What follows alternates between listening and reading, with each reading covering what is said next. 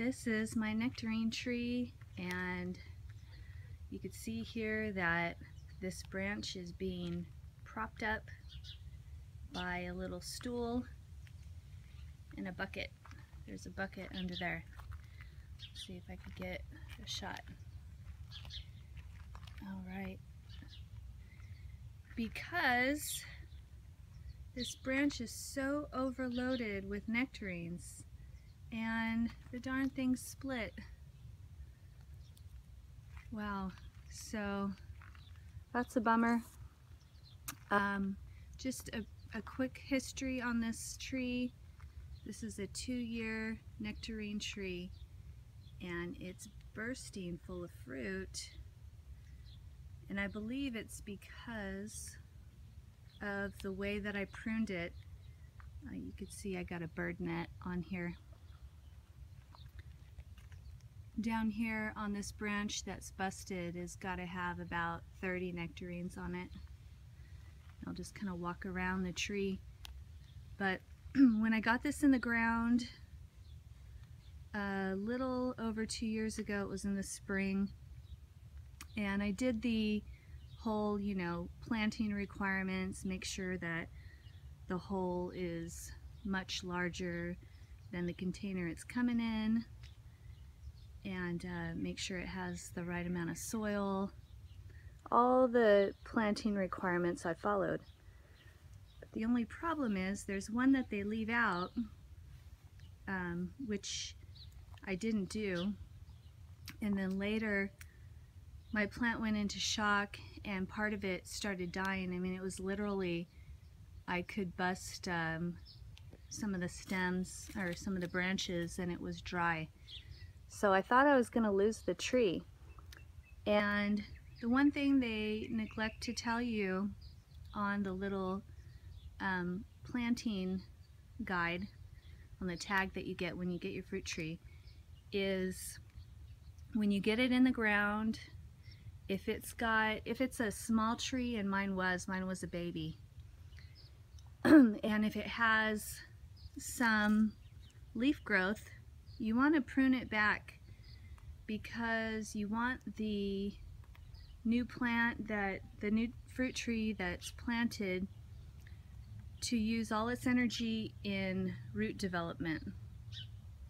And if you leave the top branches and foliage, the leaves, it's going to work hard in trying to grow more leaves, trying to maintain the leaf growth that it does have, and it's going to stress the tree out, and that's what happened in my case.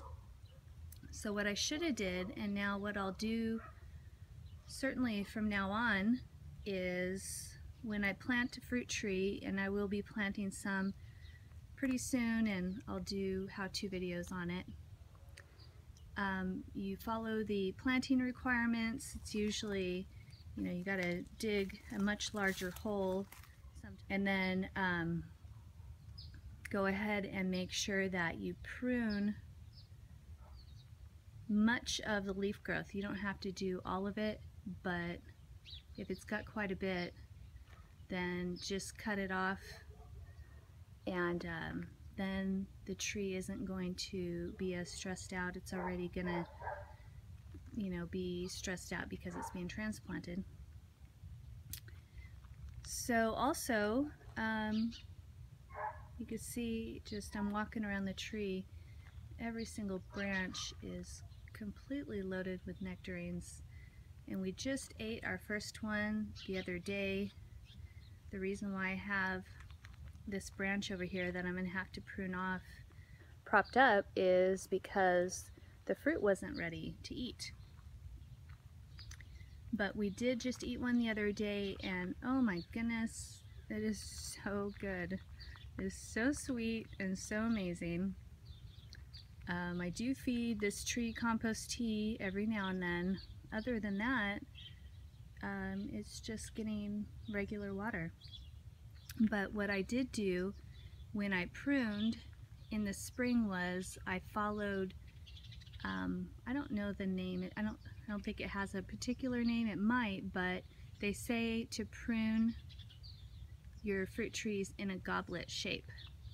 I watched a couple of videos on orchards that grow fruit, and when they shape and prune their trees, they shape it into a goblet shape. Any branches that are on the inside that are facing in, those get cut, and it's for maximum airflow, and it certainly works because, my goodness, we're gonna have a ton for our family, for ourselves, for our neighbors. I'm gonna make a nectarine pie. I'm gonna do some spicy nectarine jam. So look it up. It's basically, you just make sure that any inside facing branch is cut away, and you leave the main branches that are in the shape of a goblet. And they also talk about any sharp angles, which I bet you anything this branch was one of those, because they did say that if it gets too heavy with fruit, that if it's got a sharp upward angle, that it'll break. And that's what happened here, unfortunately. So I will have to get this pruned, get this cut off. We'll harvest the rest of the fruit, and then I'll get that branch cut off. This is a blood plum tree that I planted a few months ago before I started the YouTube channel. And this is about the size that the nectarine tree was 2 years ago. So as I was mentioning, you know, they don't say on the directions when you plant to cut back the leaf growth so that the tree can focus on root development.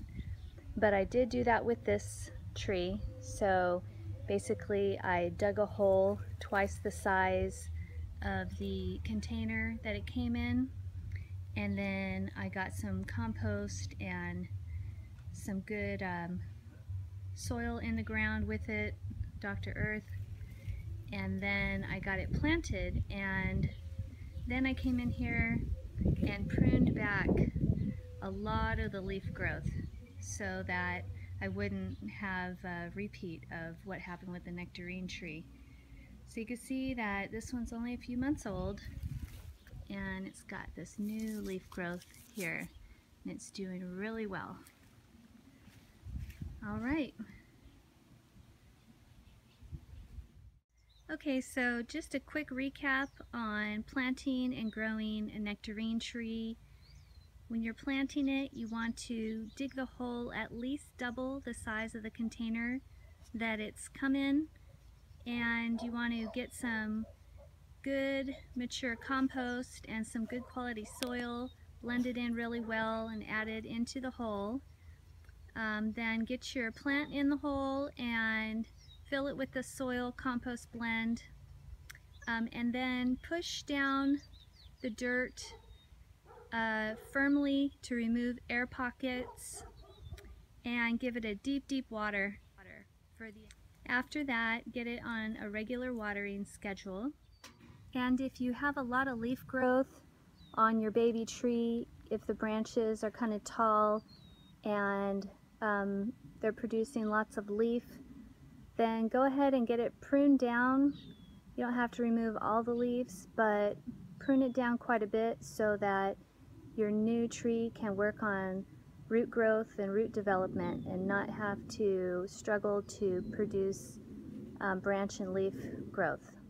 And then when you're going to prune your tree for the next season, in the spring, after any danger of frost, then what I did was I shaped it into a goblet. I removed any of the branches that were pointing inward. So for instance, you see this main branch right there. Any branches that were pointed inward, I removed, but that goblet shape allows great airflow throughout the tree. So you could see that it did really, really well for fruit development. So I'll go ahead and attach a link to the video that I watched that explained that method, and give it a try. I think you'll be really pleased. I know we were. I'm gonna grab one of these.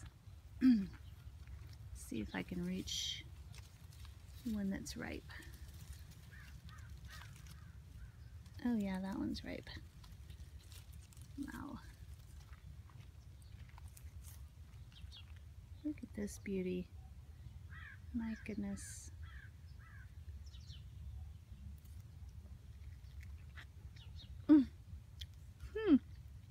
It's so good. Wow. These guys are definitely ready to come off the tree.